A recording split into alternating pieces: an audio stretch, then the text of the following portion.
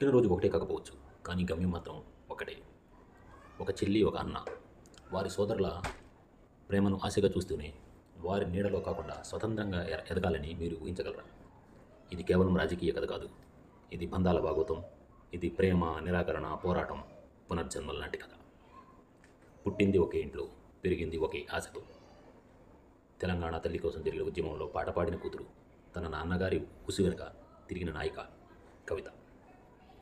తండ్రి వైఎస్ రాజశేఖర రెడ్డి పరిపాలనలో ప్రజాసేవ అనేది తన శ్వాసగా మిగిలిపోయిన మనసున్న మహిళ షర్మిల. నిజంగా నాకు రాజకీయ పదవి ముఖ్యం కాదు, కానీ బంగారు తెలంగాణ కోసం పోరాటం చేయాలని ఉంది అని ఎన్నోసార్లు చెప్పి ఆమె తన సోదరుడు కేటీఆర్ ముందు తన స్థానం దూరమవుతున్నప్పుడు మనసులో ఏవో మాటలు మిగిలిపోయాయి. ఆవిడే కవిత. జగన్ నాకు అన్న, కానీ ప్రజలకు కావాల్సింది మరొక వైఎస్ రాజన్న అంటూ తన తండ్రి ఆశయాలు పేరుతో జగన్కు వ్యతిరేకంగా వెళ్ళిన చెల్లెలు షర్మిలమ్మ. ఒక చెల్లి ప్రేమిస్తుంది, కానీ తన స్థానానికి న్యాయం జరగలేదనే భావనతో తనే బాధపడుతుంది. ఒక చెల్లిగా అనుభూతి ఉంటుంది, కానీ తండ్రి ఆశయాలను మర్చిపోయారని అనిపించి మౌనంగా పోరాడుతూ ఉంటుంది. బతుకమ్మ ఉత్సవం ద్వారా తెలంగాణ సాంస్కృతిక గర్వాన్ని ప్రదర్శిస్తుంది కవిత. తెలంగాణ కాంగ్రెస్ నేతగా స్వతంత్రురాలిగా ఎదగాలని ప్రయత్నిస్తుంది షర్మిల. ఆంధ్రప్రదేశ్ మాజీ ముఖ్యమంత్రి వైఎస్ రాజశేఖర రెడ్డి కుమార్తె 2012లో తన సోదరుడు జగన్మోహన్ రెడ్డి జైల్లో ఉన్న సమయంలో వైఎస్ఆర్ కాంగ్రెస్ పార్టీ తరపున ప్రచారం మరవలేనిది. అంతేకాకుండా 2019లో తన అన్నను సీఎం పదవిలో కూర్చోబెట్టడానికి చేసిన ప్రయత్నంలో ఆవిడ చేసిన సహాయం మరువలేనిది.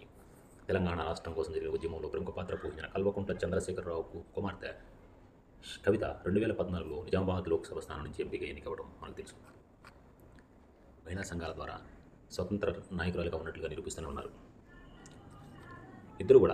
షర్మిల కవిత ఇద్దరు కూడా ప్రముఖ కుటుంబాల్లో పుట్టి వారి సోదరులు ముఖ్య నాయకులు అయినా కూడా రాజకీయంగా మరింత వ్యక్తిగతంగా వారి నుండి కొంత దూరంగా ఉంటూ స్వతంత్ర వ్యక్తిని ప్రదర్శించడం ద్వారా ఒక సారూప్యతను చూపించారు. వారిద్దరూ తమ సోదరుల పట్ల అతి అంతరంగితం కాకుండా ఒక వ్యక్తిగత ప్రజా నాయకురాలిగా తమ అభిప్రాయాలను వెలిపించిన సందర్భాలు ఉన్నాయి.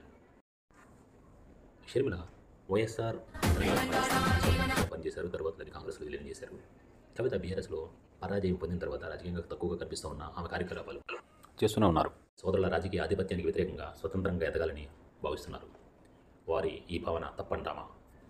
వారి ప్రయాణాలు మహిళల రాజకీయ పాత్రపై కొత్త దారులు చూపించాయి.